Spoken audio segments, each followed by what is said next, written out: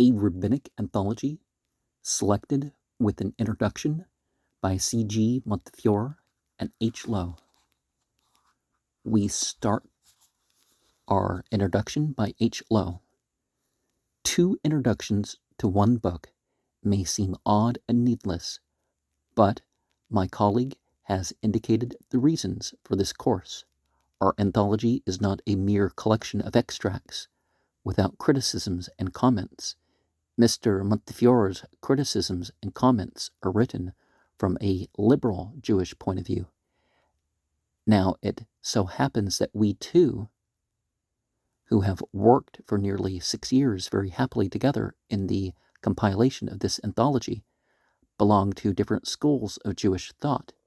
This being so, Mr. Montefiore has thought that it might be interesting to the reader, more especially to the Christian reader, if I, from a somewhat different angle, were to add my own comments and criticisms to his. It would also, perhaps, so he says, though of this I am by no means certain, be fairer to the rabbis, the men who spoke and wrote the passages of which our book is composed. Mr. Montefiore is a liberal Jew. I am an Orthodox Jew, but I am not a fundamentalist. Well, saying he's Orthodox means he's a conservative, so therefore we might also bring in a fundamentalist and a reformist point of view.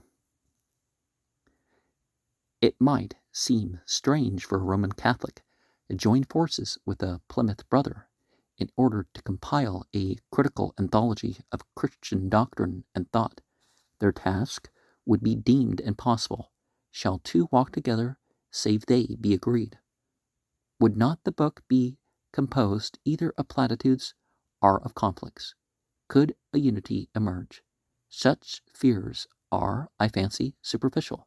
The collaborators would undoubtedly differ about certain obvious and important subjects, but upon many more, no less obvious and no less important, they would agree, and it is mainly upon their points of agreement that their book would be based.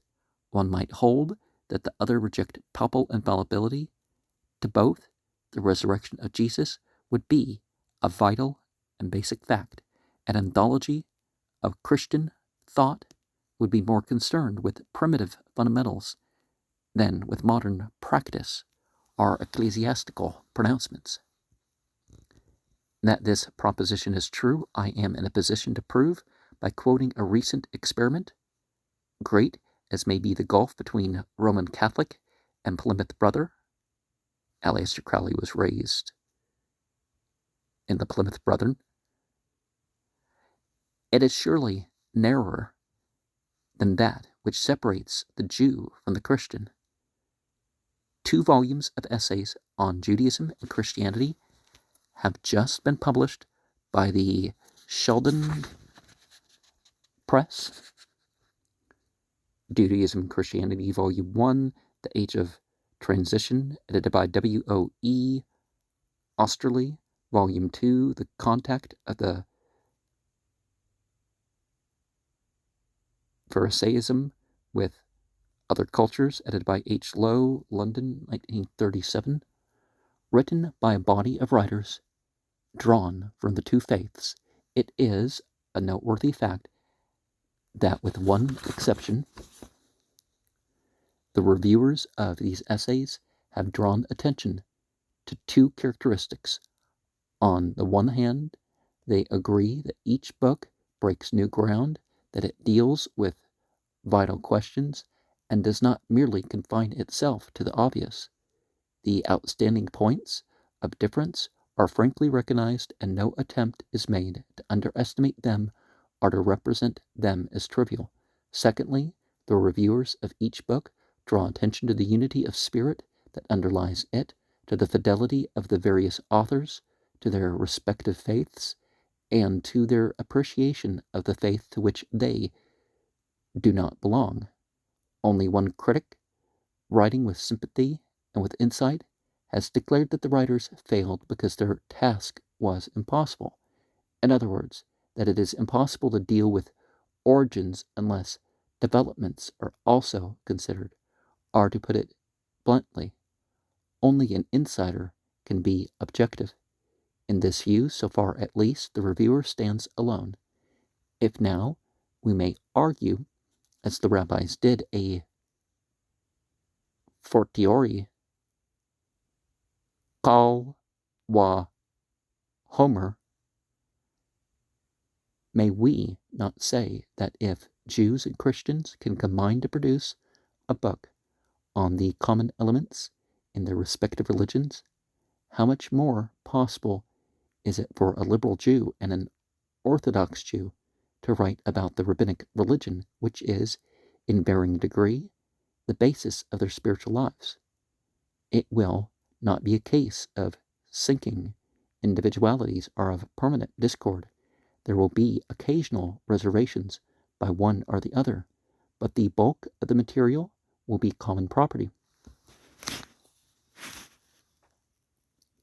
That there is homogeneity in this book will be obvious to the reader if I draw attention to this circumstance and to the fact that each contributor has preserved an independent outlook.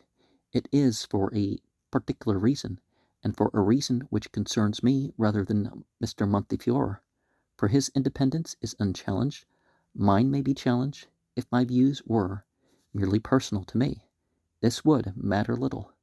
But a bigger issue is concerned. I have already stated that I am not a fundamentalist. Now, in England, as contrasted with Germany and America, many Orthodox Jews are either completely unfamiliar with modern biblical exegesis or partly familiar and actively opposed to it. But the combination of orthodoxy with intellectualism is growing. While those conservative opinions obviously needed a intellectually rich environment to be produced, now one reads of Maccabean Psalms in books of which the authors are unimpeachably orthodox. More and more Jews are finding that the religious beliefs and orthodox practices are strengthened by the new learning. No longer can it be said that intellectualism is the monopoly of the liberals. Now, some people will say mindless liberals because they got to let go of religious and family values. What, because they're told they're supposed to? How's that any more mindful than those who accept them because they're told they're supposed to? The watertight era is passing. I am by no means a voice crying in the wilderness. Moreover, I cannot, nor do I desire to, take refuge in privacy or in anonymity. As the holder of an academic position, my words possess a certain authority that they would not otherwise deserve. Now my readership is free from all dogmatic texts. It might be held by anybody, but in all university posts there must be congruence between the official and the personal views of the teacher in regard to the subject which he teaches. Thus, while there is no reason why the professor of botany should not be a Buddhist, the professor of physics could hardly become an ardent member of the Flat Earth Society, and yet, in his university lectures, teach that the earth is round. Now, rabbinics can be taught as objectively as can botany or physics, and I trust that I am just as true to my charge and just as free from partisan bias as a Christian holder of the readership would be. Rabbinics, like Hellenism or Islam, can be expounded and understood without being followed in practice. The teacher is not in the position of a pleader. It is his business to state facts only.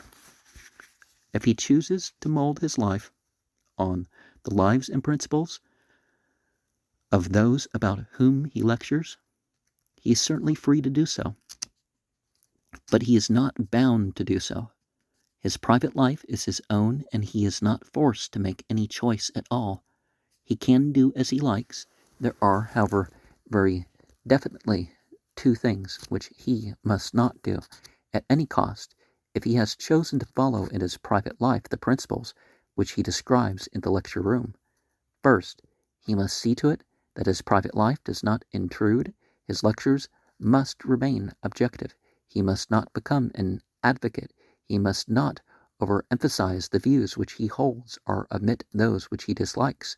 Secondly, he must be consistent. He must be bound to the choice that he has once made. Well, that's the ideal they're putting forward, but if he says that he is a liberal in private life, he cannot very well decry liberalism at his lectures. Such inconsistency would be as gross a breach of trust as though he were to wrest evidence to support liberal Judaism in his lectures. Since, therefore, I profess in my private life to be an Orthodox Jew, it would be unseemly if I wrote and taught things incompatible with orthodoxy in public. This would offend all students. Above all, it might injure my Jewish students. Christian students of theology can turn to their spiritual advisors. I have always endeavored to be of help to Jewish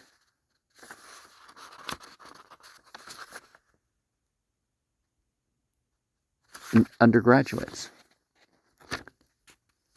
who may find a divergence between their Orthodox faith, in which they have been reared, and the new learning which the university offers them. I have endeavored to show them that this apparent divergence can be eliminated by further study and by sincerity of thought. The famous words of Erasmus, that he who declares knowledge to be heresy makes orthodoxy synonymous with ignorance, represent the primitive Jewish view. The rabbis, much earlier, declared that the combination of Torah with Derek Erez was a fine thing and destructive of sin, and so I hope that what I have to say will be a help to the undergraduate who may feel that his beliefs have been shaken by the criticism of his supervisors. Is it Eretz? He comes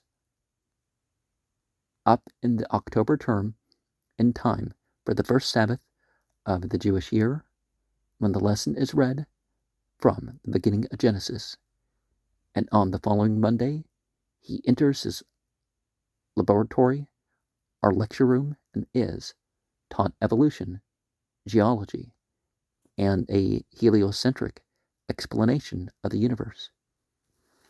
He finds in philosophy, anthropology, comparative religion, or in biblical studies, views which may at first seem to him antithetical to those which he has heard in synagogue, but when he is brought to realize that all truth is from God and that its parts must be congruent, the knowledge will help him in his efforts to reconcile apparent contradictions. Hence, I feel it necessary to reiterate my unswerving loyalty to traditional Jewish life and practice and to the teachings of Judaism as they have developed and as they are developing. So I feel it incumbent on me to write this introduction and to attempt to show how Orthodox and liberal may cooperate without one of them absorbing the other. Having done so, by sketching the ground which they have in common, it will be necessary to deal in greater detail with those points on which the two attitudes differ. Mr. Montefiore, when he suggested this introduction, said, I may often have misconceived the religion of the rabbis and have given expression to opinions from which you dissent and which you think unfair, erroneous, and misleading. These words are exaggerated. Mr. Montefiore has never misconceived the religion of the rabbis, and he has never been unfair. That there may be two views on certain topics is quite a different thing, but judgment is surely subjective. It will be necessary for me to record certain differences, but the extent and significance of these differences must not be overrated, and a positive exposition, which I shall endeavor to give, will, I believe, be more useful to everybody than an enumeration of points of variance. Though these will not be neglected, they will follow the positive exposition and be subordinated to it. To my mind, a not inconsiderable part of the problem is the product of mistaken terminology. Labels are a great convenience. They prevent luggage from going astray, but labels and luggage are not synonymous. If the luggage gets lost and the labels, sans luggage, are delivered, the passenger is not unreasonably discontented. Labels, therefore, are admittedly of the highest importance, but the sphere of their importance is strictly circumscribed. The point that I wish to make is that labels are not religion and must not be mistaken for religion. The Hebrew equivalent for labels is Havdalah. The term literally means making a distinction and is based on Genesis 1:4, God divided the light from the darkness, and 7, God divided the waters. According to Bear 5:2, Havdalah is to be said in the blessing, Thou favorest man with knowledge, AB 46. In this petition we pray for knowledge, understanding, and discernment as an act of grace from God. It is only thereby that we can acquire critical faculty. The critical faculty. Discrimination, distinction. So have it all with discrimination, distinction. 4. The grace of this critical faculty we pray during the week 3 times daily. The very first petition in the Amida is for discrimination. We ask for this gift before we ask pardon for our sins. The order of the paragraphs, see PB 46, is deliberate and logical, without the possession of discrimination between good and evil, between right thinking and wrong thinking. We cannot tell whether we have erred or how we have erred. Hence our need for labels is imperative. But it is interesting to note that this need makes itself felt only on weekdays. See example 502 and 1547 later here. On Sabbaths and festivals, when the religious aspects of life are more obvious, the petition is omitted. Instead, a special Havdalah prayer, PB 216 and PCLXXXII, accompanied by striking ceremonial, such as the kindling of light, is introduced at the termination of the Sabbath to mark its passing and to usher in the working days. The Sabbath ends on sunset on Saturday. Then we thank God for creating the warmth and light of fire.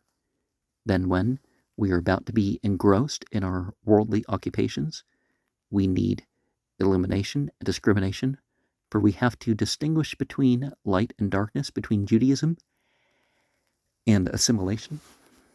And this distinction is specifically correlated in the Havdalah formula to the distinction between Sabbath and weekdays, for on Sabbaths and festivals our days are wholly surrounded by a religious environment.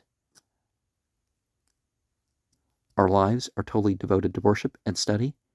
Then we are not called upon to exercise discrimination, for during that time we are particularly at one with God, in whose light we see light, and when we are so united, then the prayers of individuals, which differ enormously in their formulation, become merged in those of the environment and form a congregational whole, just as the light of the sun embraces all the lesser rays which it draws towards itself. The moral of this is plain.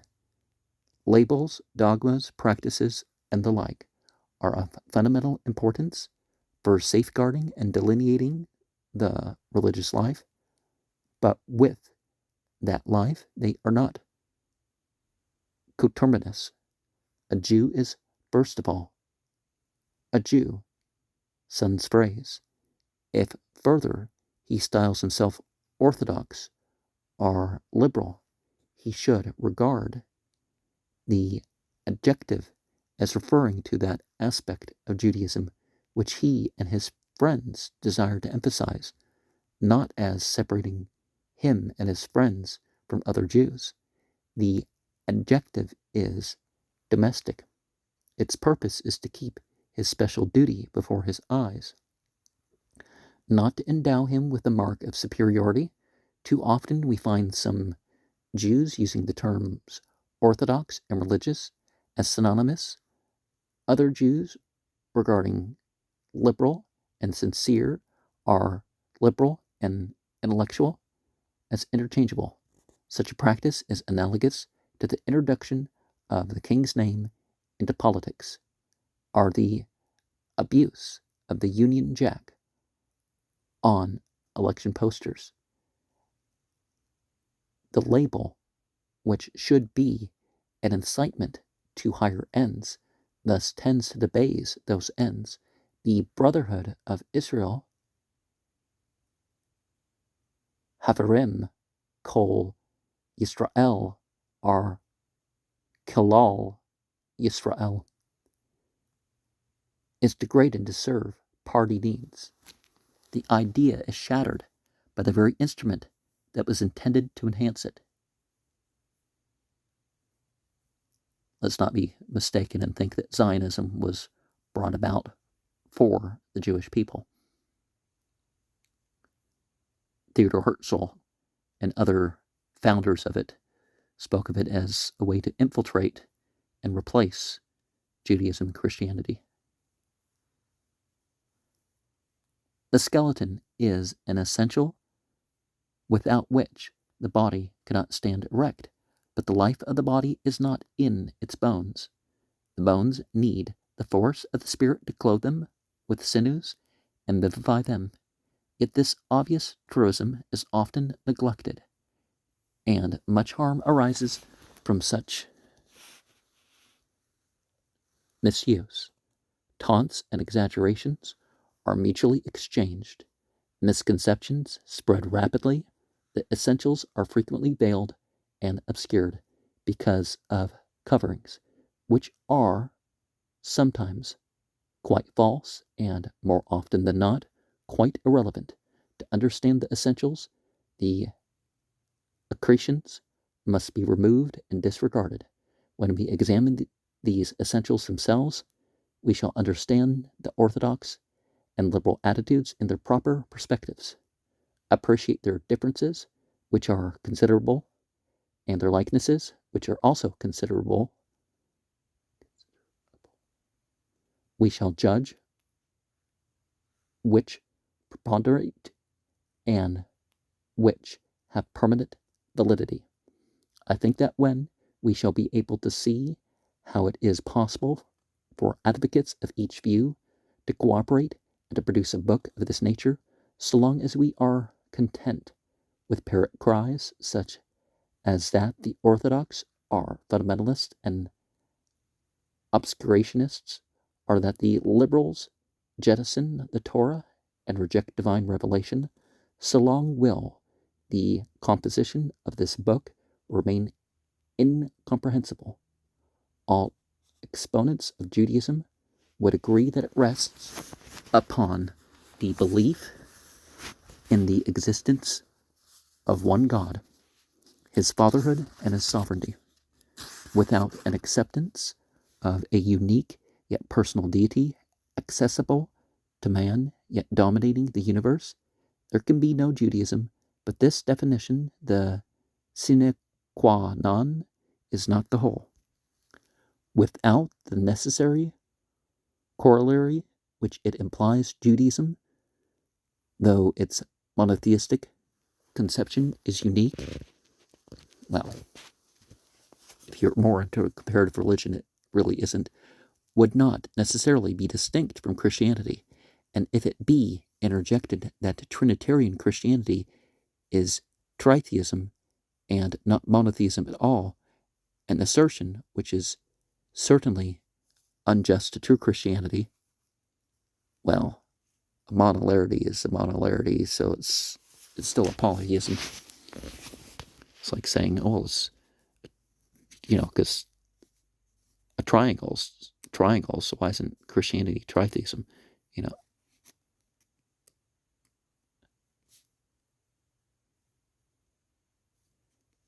There would still remain Unitarian Christianity and Islam, which are based, as no one can deny, upon a pure combination of the divine immanence and transcendence, just as Judaism is, but which are not Judaism. The corollary to this belief is obedience to that being manifesting itself in a life lived in accordance with his will.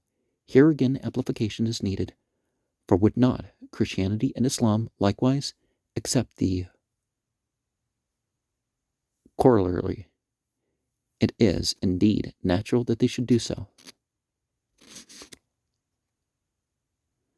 In view of their Jewish origins and connections. Again, it's not fair to say that they are just, reforming an aspect of Judaism into a new faith. The definition, then, must take account of the divergences. If it is to be a real definition, we return to the corollary. How is the will of God to be known? How is it to be obeyed? It is to be known, as all three religions agree, by revelation. It is over the interpretation of revelation and the form of obedience that the three differ. It is over the same point that Orthodox Judaism differs from liberal. All exponents of Judaism would agree that God has manifested his will to us. In what manner he has done so is, philosophically speaking, incomprehensible. Contact between the infinite and the finite seems inexplicable. In the Bible itself, we find two distinct styles of narrative in the accounts. In Exodus, the theophany on Sinai is depicted with considerable anthropomorphism. In Deuteronomy, at the giving of the Decalogue, the warning is emphasized that no form was visible, and in rabbinic literature, the same variety of description can be traced. Our example is Pesca, folio 156.1. On the one hand, God inclined the heavens like a vault or tub, Abzar 2b. On the other, God did not descend. Moses did not ascend. Chapter 56. Maimonides, who finally decides in favor of an audible voice on Sinai, mentions that others held that revelation was subjective. But, though the method of revelation be hidden from us, and we cannot think of it save in a metaphor, each according to his own ways of thought, of the central, unalterable fact of revelation, none has any doubt, and this is what we term Torah min ha Shemayim. We are not concerned so much with the channel as with the product.